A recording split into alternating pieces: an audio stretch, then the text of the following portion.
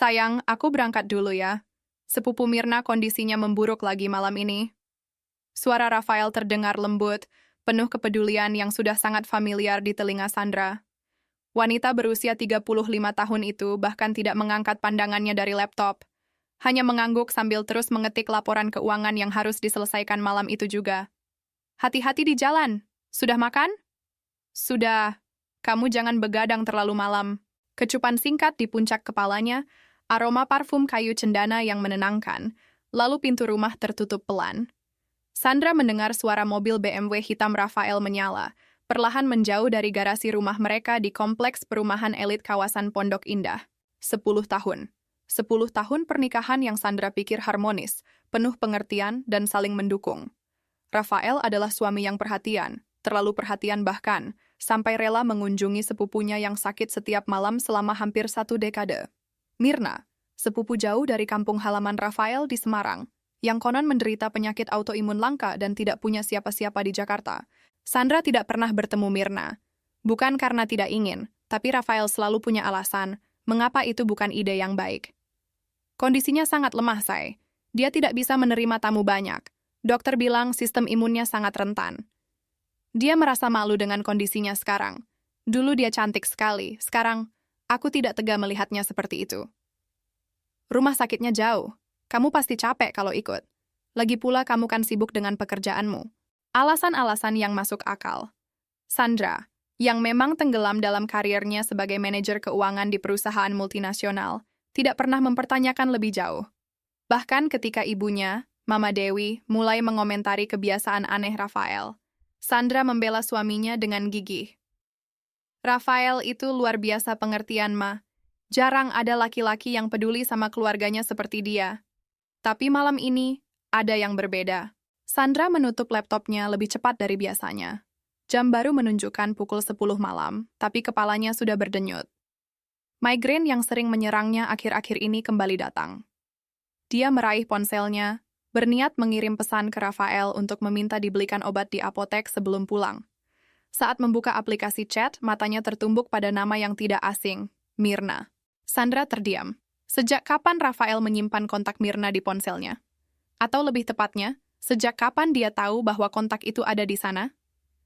Jemarinya bergerak tanpa sadar, membuka riwayat chat antara Rafael dan Mirna. Sesuatu dalam dadanya berbisik bahwa ini adalah pelanggaran privasi, tapi kepalanya yang berdenyut dan rasa penasaran yang tiba-tiba menguat membuatnya mengabaikan bisikan itu.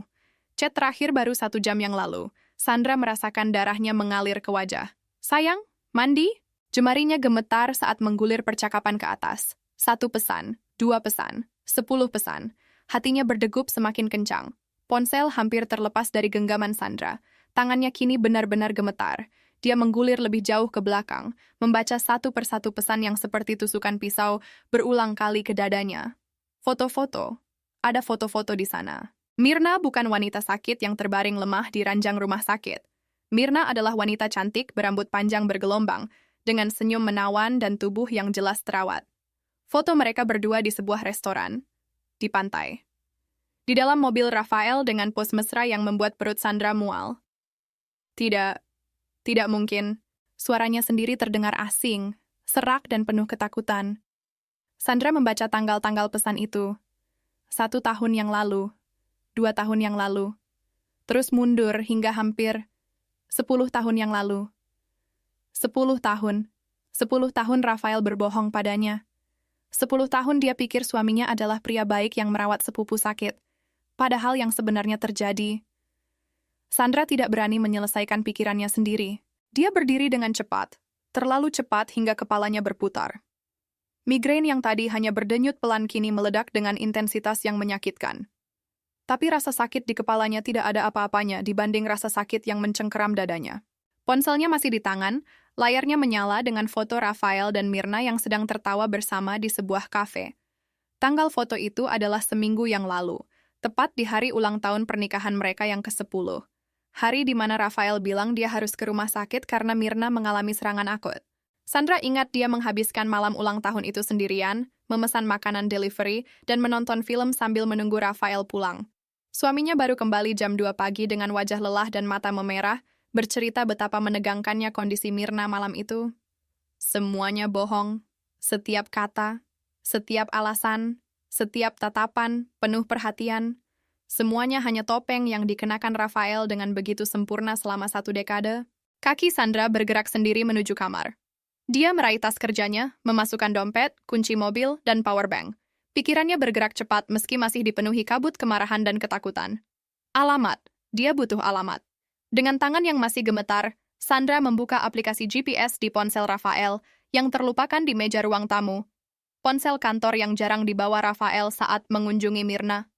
Riwayat lokasi menunjukkan satu titik yang sering dikunjungi. Sebuah apartemen di kawasan Kemang. Bukan rumah sakit. Bukan panti jompo. Apartemen. Sandra merasakan sesuatu retak di dalam dadanya. 10 tahun kepercayaan, 10 tahun cinta yang dia pikir tulus, semuanya runtuh dalam hitungan menit. Dia mengambil kunci mobil Fortuner-nya sendiri. Ponsel Rafael yang masih menyala dia masukkan ke tas, bukti yang mungkin akan dia perlukan. Sebelum keluar, matanya menangkap bingkai foto di atas meja konsol, foto pernikahan mereka 10 tahun silam. Rafael tersenyum begitu tampan dengan jas pengantin putihnya, sementara Sandra mengenakan gaun impiannya, senyum bahagia terpancar dari wajahnya yang masih muda. Wanita dalam foto itu tampak begitu naif, begitu percaya, begitu bodoh. Sandra mematikan lampu rumah dan melangkah keluar. Malam Jakarta terasa berbeda, lebih dingin, lebih asing, atau mungkin yang berubah adalah dirinya sendiri. Perjalanan ke Kemang terasa seperti mimpi buruk. Jalanan yang biasanya ramai kini sepi, hanya sesekali dilalui kendaraan lain. Pikiran Sandra berputar-putar, mencoba mengingat tanda-tanda yang mungkin terlewatkan selama ini. Apa ada? Apa dia memang sebuta-but sampai tidak menyadari perselingkuhan yang berlangsung tepat di depan matanya?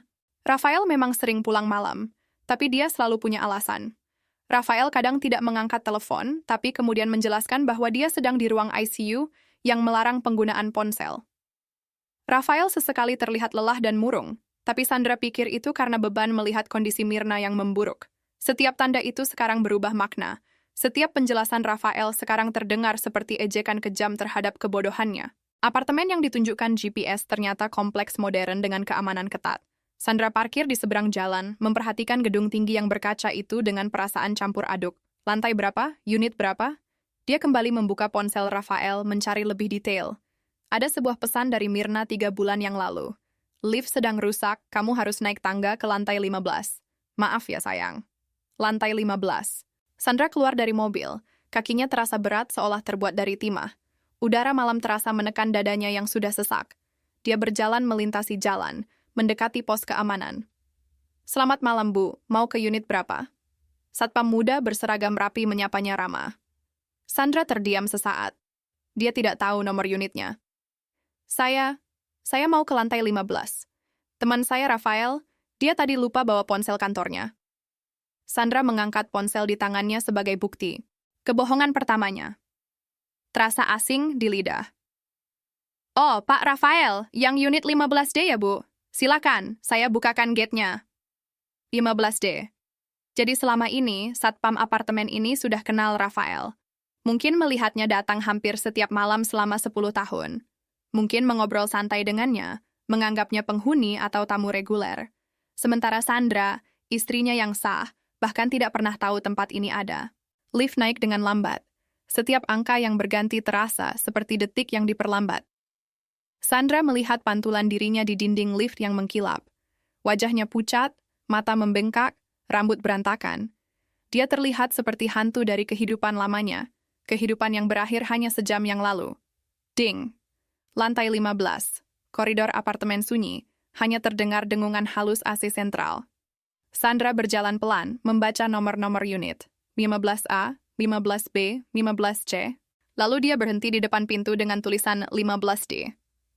Dari balik pintu, samar-samar terdengar suara. Tawa, musik lembut. Suara Rafael yang familiar, berbicara dengan nada yang tidak pernah Sandra dengar sebelumnya. Lembut, genit, penuh kehangatan yang terasa intim. Tangan Sandra terangkat, hampir mengetuk pintu, tapi kemudian berhenti di udara. Apa yang akan dia katakan? Apa yang akan dia lakukan ketika pintu itu terbuka dan semua kebohongan terkuak? Bagian dari dirinya ingin lari. Kembali ke mobil, pulang ke rumah, Pura-pura tidak pernah membaca chat itu. Melanjutkan hidup dalam kebodohan yang ternyata lebih nyaman daripada kebenaran yang menghancurkan ini.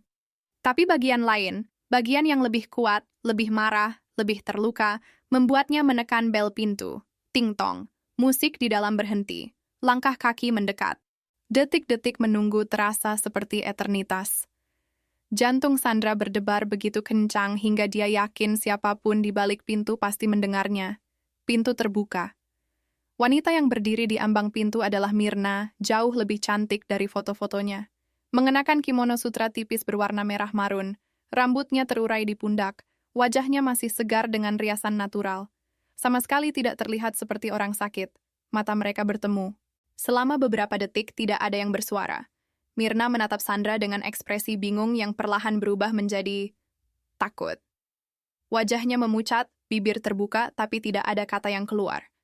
Kamu, Myrna? Suara Sandra keluar lebih tenang dari yang dia duga. Sebelum Myrna sempat menjawab, suara Rafael terdengar dari dalam apartemen. Sayang, siapa? Kalau pesan makanan taruh saja di meja ya. Aku sedang di... Tean. Rafael muncul di belakang Myrna, mengenakan kaos santai dan celana pendek. Rambutnya basah, mungkin baru selesai mandi. Senyum di wajahnya mati seketika saat melihat Sandra berdiri di depan pintu. Waktu seolah berhenti. Rafael membeku, wajahnya berubah dari terkejut menjadi panik dalam sepersekian detik, mulutnya terbuka, menutup, terbuka lagi tanpa suara. Sandra, kenapa kamu... Sepupu yang sakit ya? Sandra mendengar suaranya sendiri, dingin dan tajam seperti pecahan kaca. Kondisinya memburuk lagi malam ini? Rafael melangkah maju, tangannya terangkat seolah ingin meraih Sandra. Sandra, dengarkan aku. Ini bukan seperti yang aku pikirkan. Sandra memotong, suaranya bergetar antara amarah dan kesedihan. Kalimat klise macam apa itu, Rafael? Kamu pikir aku sebodoh itu? Myrna masih berdiri mematung di ambang pintu, wajahnya pucat pasi. Tangannya mencengkeram gagang pintu begitu erat hingga buku-buku jarinya memutih. Aku akan ke dalam dulu, gumam Myrna pelan, hendak mundur. Jangan. Sandra melangkah maju, memaksa masuk ke dalam apartemen. Myrna tersentak mundur, matanya membelalak ketakutan.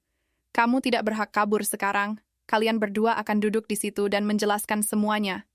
Apartemen itu ternyata lebih luas dari yang Sandra bayangkan. Ruang tamu dengan sofa krim yang tampak mahal, televisi layar besar, lukisan-lukisan di dinding. Bukan apartemen sederhana. Ini tempat tinggal yang nyaman, yang dirawat dengan baik. Di meja makan, Sandra melihat 2 piring dengan sisa makanan, 2 gelas wine setengah terisi, lilin-lilin aromaterapi yang menyebar wangi lavender. Suasana romantis yang sempurna. Sandra merasakan mual yang begitu hebat hingga dia hampir muntah di tempat. Berapa lama? Tanyanya, menatap Rafael yang masih berdiri dengan wajah pucat. Berapa lama kamu berbohong padaku? Rafael mengusap wajahnya dengan kasar.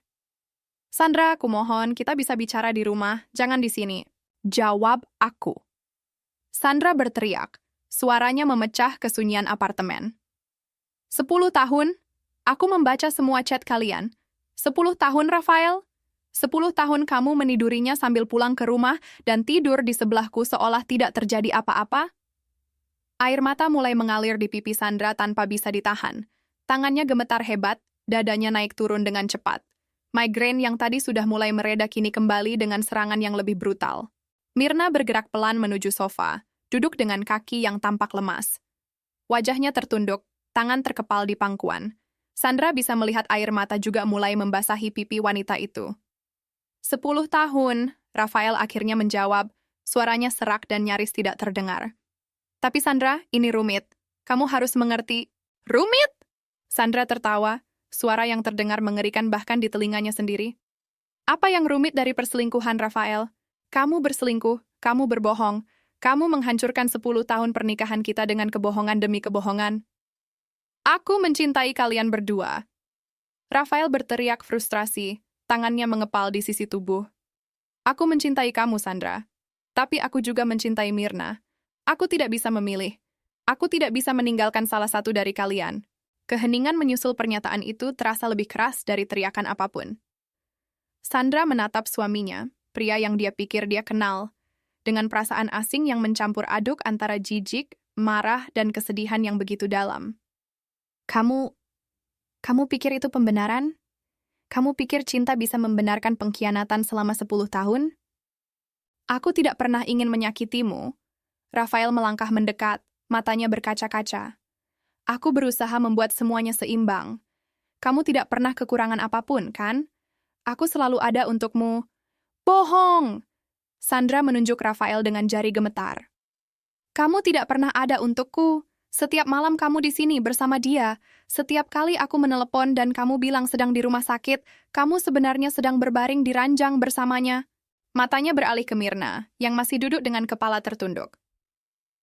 Dan kamu tahu dia punya istri. Kamu tahu dia pulang ke rumah setiap malam ke orang lain, tapi kamu tetap saja... Aku mencintainya, Myrna berbisik, suaranya parau. Aku tahu ini salah. Aku tahu aku bajingan. Tapi aku tidak bisa menghentikan perasaan ini. Perasaan? Sandra melangkah mendekat, memaksa Myrna mendongak menatapnya. Kamu merusak hidup orang lain dan menyebutnya perasaan? Kamu tidur dengan suami orang selama 10 tahun dan bilang itu cinta?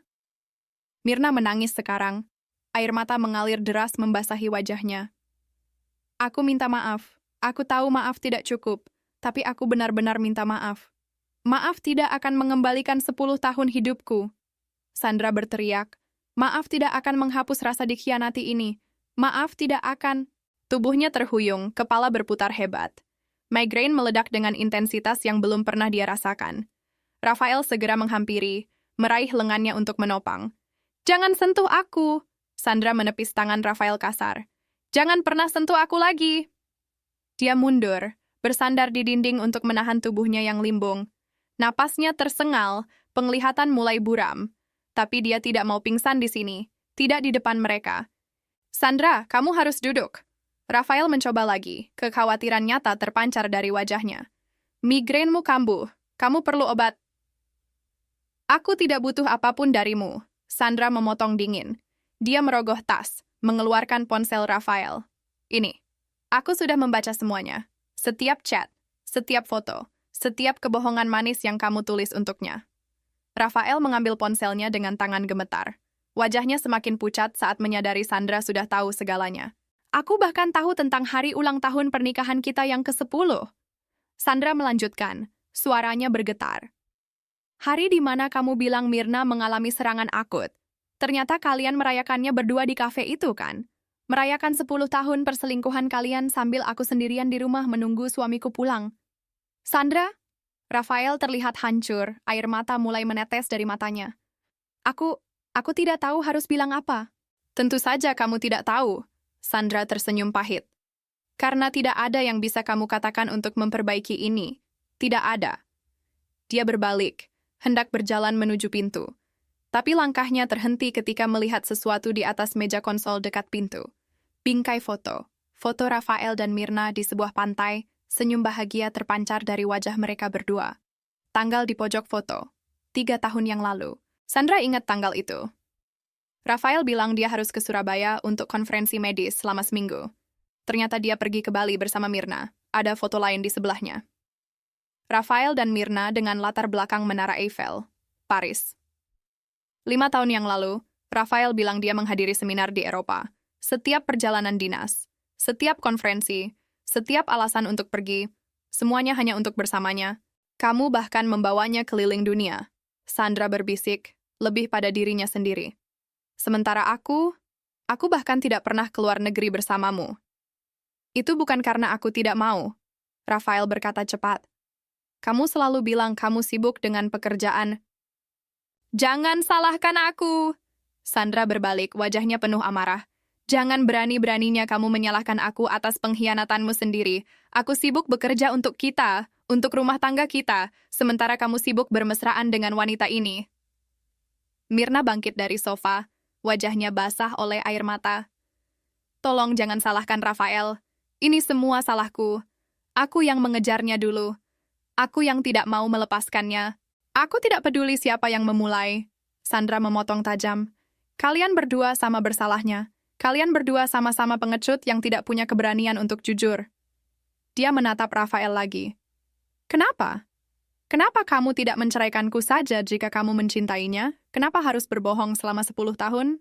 Rafael diam sesaat, bergumul dengan jawaban. Ketika dia akhirnya bicara, suaranya penuh penyesalan. Karena aku tidak ingin kehilangan kamu. Karena aku pikir aku bisa memiliki keduanya. Karena aku egois dan pengecut. Setidaknya sekarang kamu jujur, Sandra mengangguk pelan. Tapi terlambat. Terlalu terlambat untuk semua ini. Dia berjalan ke pintu. Tangan sudah digagang. Tapi sebelum keluar, dia berbalik sekali lagi. Aku mau kamu tahu sesuatu, Rafael. Katanya pelan tapi tegas. Selama 10 tahun ini, aku selalu bersyukur punya suami sepertimu. Aku selalu bangga dengan kebaikanmu, dengan kepedulianmu pada keluarga. Aku bahkan iri pada Mirna, sepupu sakit yang begitu beruntung punya kamu yang setia merawatnya. Air mata kembali mengalir. Tapi ternyata yang pantas dikasihani adalah aku. Aku adalah wanita bodoh yang percaya pada kebohongan. Aku adalah istri naif yang tidak tahu bahwa suaminya pulang dari pelukan wanita lain setiap malam. Sandra, kumohon. Jangan datang ke rumah malam ini, Sandra memotong. Atau kapanpun, aku akan mengirimkan surat cerai besok. Kamu bisa tinggal di sini bersama kekasihmu. Kalian berdua pantas mendapatkan satu sama lain. Tidak, Sandra, tidak! Rafael berlari ke pintu, menghalangi jalan. Kumohon, jangan seperti ini. Kita bisa bicara, kita bisa mencari solusi. Minggir, Sandra! Aku bilang minggir! Sandra mendorong Rafael kasar, membuatnya tersandung ke samping. Dia membuka pintu dan melangkah keluar, tidak menoleh lagi meski mendengar Rafael memanggilnya berulang kali. Koridor apartemen terasa sangat panjang. Setiap langkah terasa berat seolah kakinya terbuat dari beton. Sandra mendengar pintu apartemen terbuka lagi, suara Rafael memanggil namanya. Sandra, tolong, kita bisa memperbaiki ini. Tapi dia tidak berbalik. Tidak berhenti. Dia terus berjalan menuju lift, menekan tombol dengan tangan gemetar. Pintu lift terbuka. Sandra melangkah masuk. Saat pintu mulai menutup, dia melihat Rafael berlari di koridor. Tangan terangkat memohon. Terlambat. Pintu menutup sepenuhnya, memotong tatapan putus asa Rafael. Sandra bersandar di dinding lift. Tubuhnya merosot perlahan hingga dia terduduk di lantai. Tangisannya pecah, keras, menyakitkan, memenuhi ruang sempit lift yang turun perlahan. 10 tahun. 10 tahun hidupnya terbuang untuk kebohongan. Lift berhenti di lantai dasar. Pintu terbuka. Sandra memaksa dirinya berdiri. Mengelap air mata dengan punggung tangan. Satpam yang tadi membukakannya gate kini menatap dengan ekspresi khawatir. Ibu tidak apa-apa? Sandra tersenyum, atau mencoba tersenyum. Tidak apa-apa, terima kasih. Dia berjalan ke mobilnya yang terparkir di seberang jalan. Udara malam terasa dingin di kulit, atau mungkin itu hanya tubuhnya yang gemetar tidak terkendali. Sesampainya di mobil, Sandra duduk di kursi kemudi tapi tidak langsung menyalakan mesin. Tangannya mencengkeram setir begitu erat hingga buku-buku jarinya memutih. Napasnya memburu, dada naik turun dengan cepat. Serangan panik. Dia sedang mengalami serangan panik. Sandra memaksa dirinya menarik napas perlahan. 1, 2, 3. Tapi tidak membantu. Udara terasa tidak cukup. Dadanya sesak seolah ada yang menekan dari dalam. Ponselnya berdering. Rafael. Tentu saja Rafael. Sandra menatap layar yang menyala dengan nama suaminya. Mantan suaminya. Tertera di sana. Jemarinya melayang di atas tombol jawab. Tapi kemudian dia mematikan ponsel sepenuhnya. Dia tidak mau mendengar penjelasan lagi. Tidak mau mendengar permintaan maaf. Tidak mau mendengar apapun. Mesin mobil menyala. Sandra mengendarai mobilnya keluar dari area parkir, meninggalkan apartemen itu, tempat yang menampung kebohongan 10 tahun pernikahannya. Tapi dia tidak langsung pulang ke rumah. Entah kenapa, rumah yang selama ini menjadi tempatnya berlabuh kini terasa asing. Rumah yang dia bangun bersama Rafael, yang dipenuhi kenangan manis mereka berdua, semuanya tercemar sekarang. Semuanya bohong. Sandra mengendarai mobilnya tanpa tujuan, melewati jalanan Jakarta yang mulai sepi. Lampu-lampu kota berpendar di kedua sisi jalan, tapi semuanya terlihat buram melalui air mata yang tidak berhenti mengalir. Ponselnya, yang sudah dia nyalakan lagi, terus berdering. Rafael. Mirna. Bahkan beberapa nomor tidak dikenal. Sandra mengabaikan semuanya. Hingga satu nama muncul di layar. Ibu. Jari Sandra melayang di atas tombol jawab. Ibunya. Wanita yang selalu menjadi tempat sandaran, yang selalu punya solusi untuk setiap masalah. Tapi bagaimana dia menjelaskan ini? Bagaimana dia bilang bahwa pernikahan yang selama ini ibunya banggakan ternyata hanya sandiwara? Sandra tidak mengangkat telepon itu juga. Dia terus berkendara hingga tanpa sadar sampai di kawasan Pantai Indah Kapuk, di depan sebuah kafe yang masih buka 24 jam. Tempat di mana dia dan Rafael sering menghabiskan waktu saat masih pacaran dulu. Kenangan itu terasa menyakitkan sekarang. Sandra parkir mobilnya, masuk ke kafe yang hampir kosong. Hanya ada beberapa anak muda yang masih terjaga, sibuk dengan laptop masing-masing. Dia memesan kopi hitam dan duduk di pojok, menatap kosong keluar jendela. Jam menunjukkan pukul 11 malam. Seharusnya sekarang dia sudah tidur. Seharusnya Rafael sudah pulang dari mengunjungi Mirna yang sakit, dan berbaring di sebelahnya, mungkin memeluknya seperti biasa. Tapi tidak ada lagi seharusnya setelah malam ini. Ponselnya bergetar lagi. Kali ini bukan telepon, tapi pesan. Dari Rafael. Sandra, kumohon angkat teleponku. Aku perlu bicara denganmu. Ini tidak bisa berakhir seperti ini. Sandra menatap pesan itu lama. Jemarinya bergerak mengetik balasan, tapi kemudian menghapusnya lagi. Apa yang bisa dia katakan? Pesan lain masuk. Aku tahu aku salah. Aku tahu aku menyakitimu. Tapi kumohon beri aku kesempatan menjelaskan semuanya. 10 tahun pernikahan kita tidak bisa berakhir begitu saja. 10 tahun pernikahan kita adalah kebohongan. Sandra mengetik cepat dan menekan kirim sebelum sempat berubah pikiran. Balasan Rafael datang hampir seketika. Bukan bohong. Aku mencintaimu. Aku selalu mencintaimu. Perasaanku padamu nyata, Sandra. Kumohon percaya itu. Sandra tertawa pahit. Cinta. Rafael bicara tentang cinta setelah berselingkuh selama 10 tahun. Seolah cinta bisa membenarkan pengkhianatan. Kalau kamu mencintaiku, kamu tidak akan melakukan ini, dia membalas. Cinta sejati tidak mengkhianati, tidak berbohong, tidak menyakiti. Manusia tidak sesempurna itu, Sandra. Aku membuat kesalahan besar, tapi itu tidak menghapus semua yang kita lalui bersama. 10 tahun kita membangun rumah tangga, berbagi mimpi, saling mendukung. Sambil kamu berbagi ranjang dengan wanita lain, Sandra mematikan ponselnya lagi. Dia tidak sanggup terus beradu argumen. Tidak malam ini, tidak saat migrainnya kembali menyerang dan seluruh tubuhnya terasa hancur. Kopi di hadapannya sudah dingin, tidak tersentuh. Sandra menatap pantulannya di jendela kafe. Wanita asing menatap balik, mata membengkak, wajah pucat, rambut berantakan.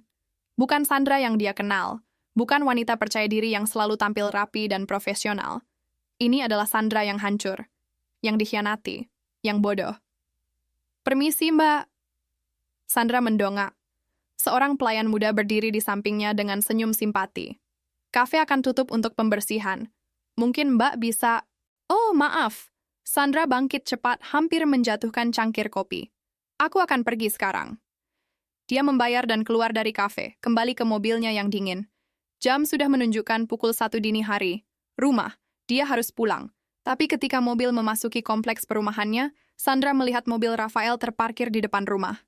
Rafael sendiri duduk di teras, kepala tertunduk menunggu. Tidak, Sandra tidak siap bertemu dengannya lagi. Tidak sekarang. Dia putar balik mobilnya, keluar dari kompleks, mencari tempat lain untuk bermalam. Hotel. Dia butuh hotel. Tapi alih-alih mencari hotel terdekat, Sandra malah mengemudikan mobilnya ke arah yang familiar.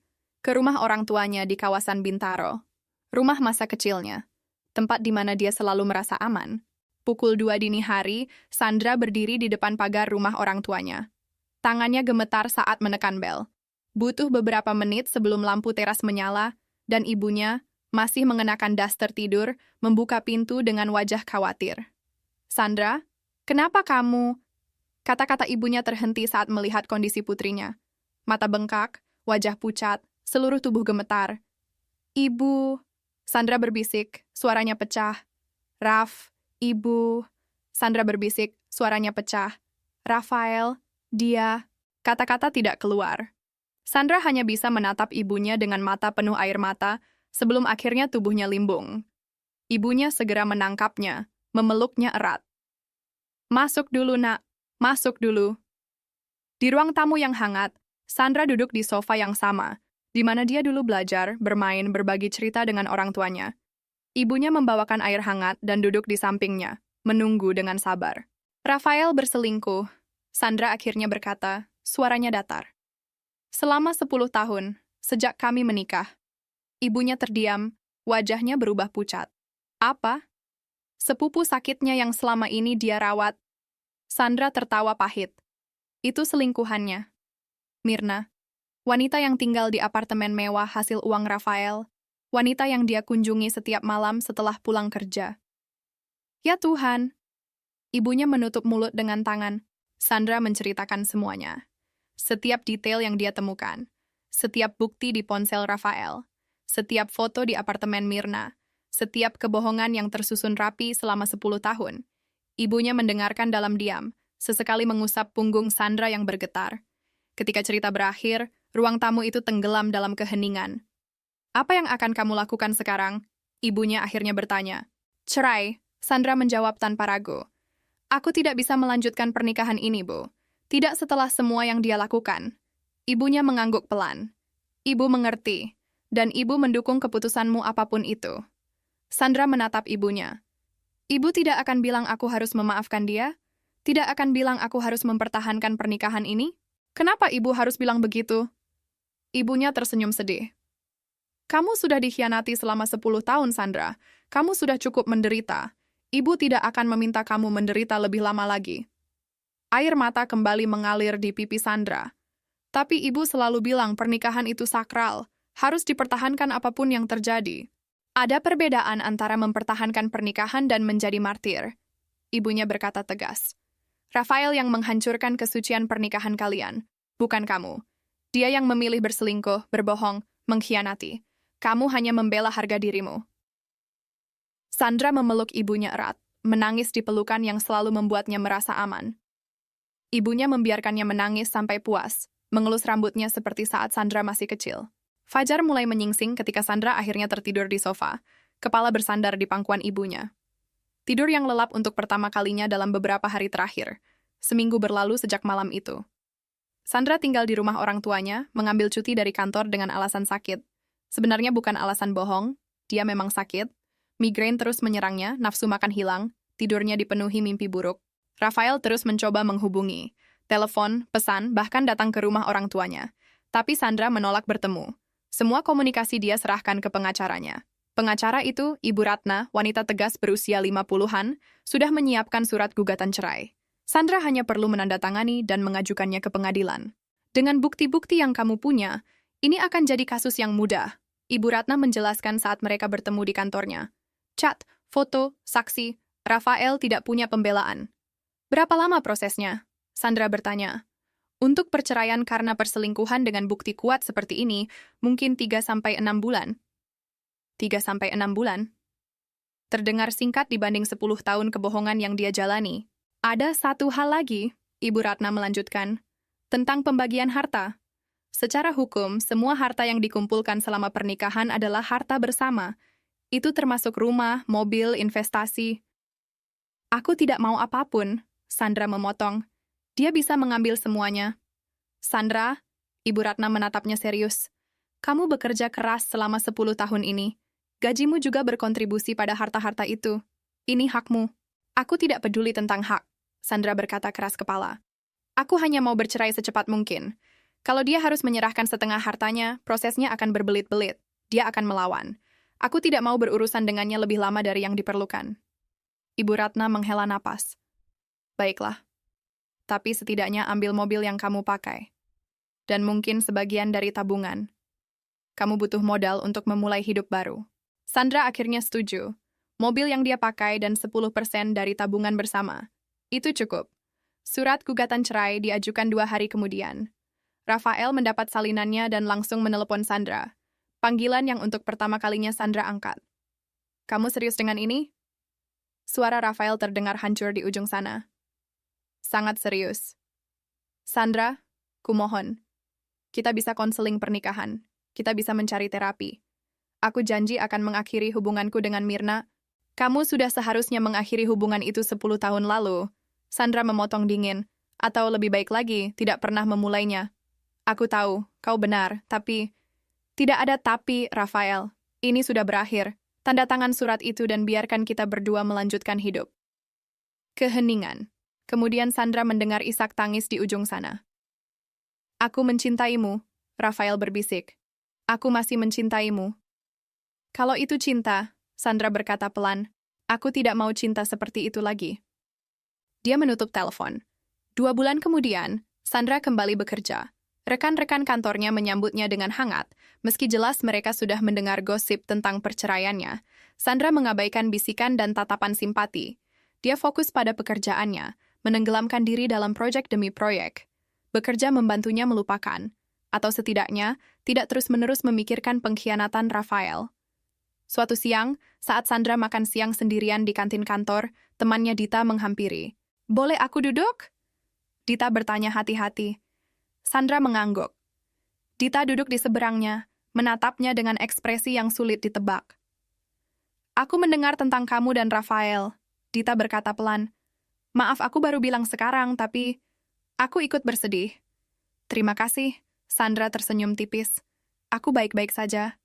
Kamu tidak harus berpura-pura kuat di depanku, Dita berkata lembut. Aku tahu betapa berat ini.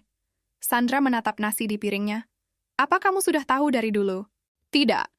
Dita menggeleng cepat. Aku bersumpah aku tidak tahu. Kalau aku tahu, aku pasti sudah bilang padamu. Sandra percaya. Dita adalah temannya yang paling jujur.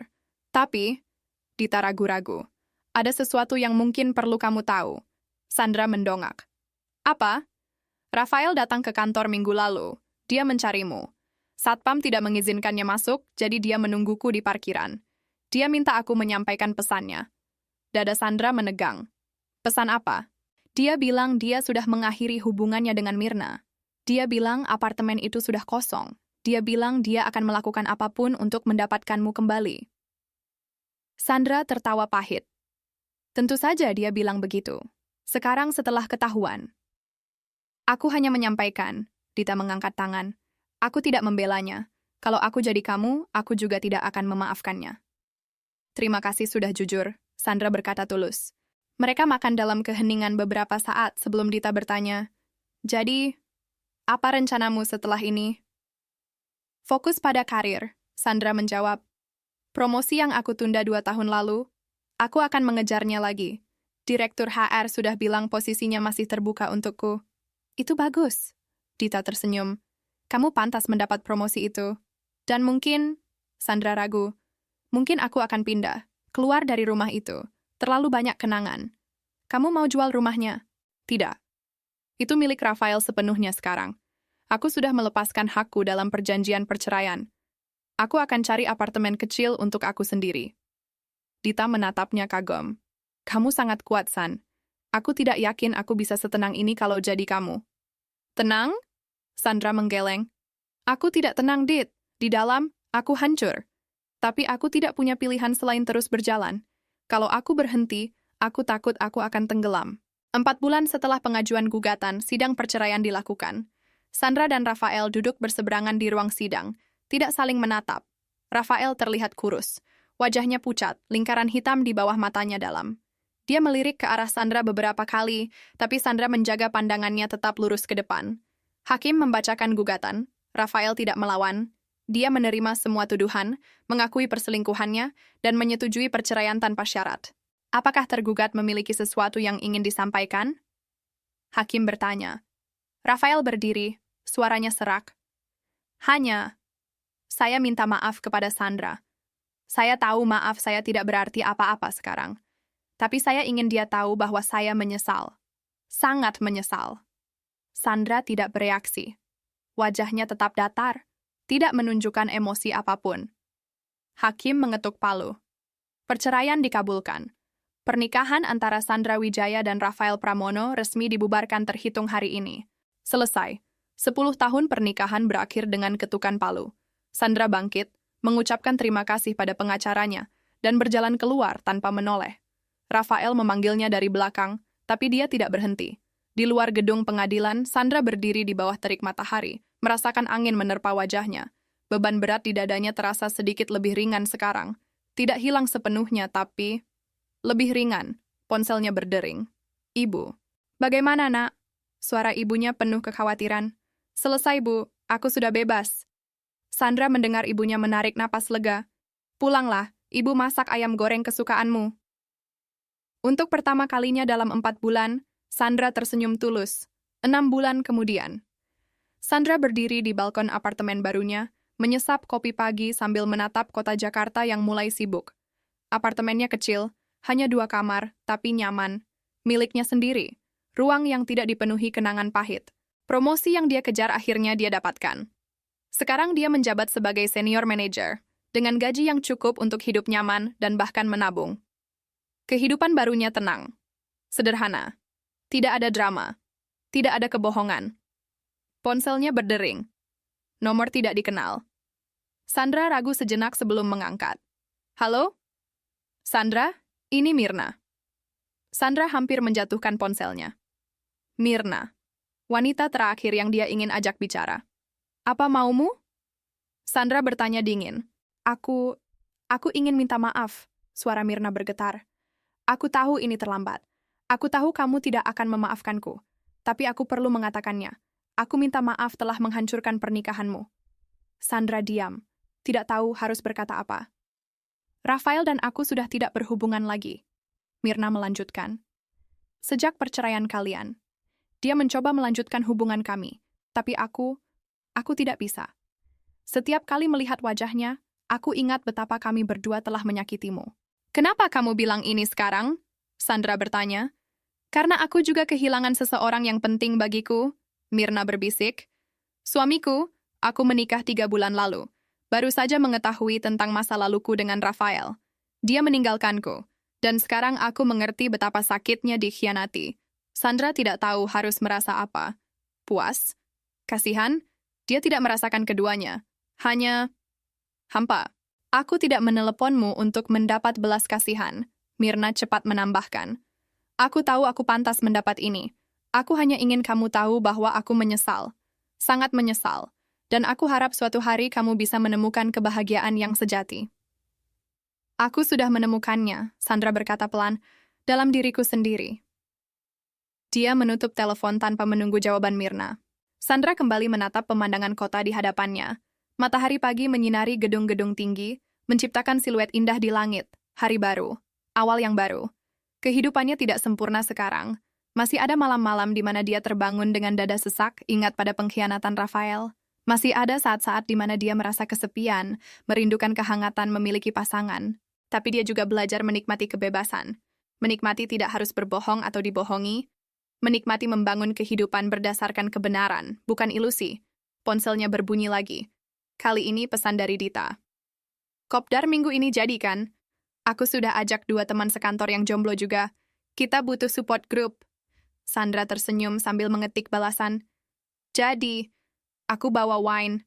Dia meletakkan ponsel dan kembali menyesap kopinya. Di kejauhan, burung-burung terbang bebas melintasi langit pagi. Sandra merasakan sesuatu dalam dadanya ikut terbang. Beban, kepahitan, kemarahan. 10 tahun hidupnya hilang karena kebohongan. Tapi dia tidak akan membiarkan kebohongan itu mencuri masa depannya juga. Hari ini Sandra memilih untuk hidup. Untuk dirinya sendiri. Untuk kebahagiaannya sendiri. Dan untuk pertama kalinya dalam waktu yang sangat lama, itu sudah lebih dari cukup.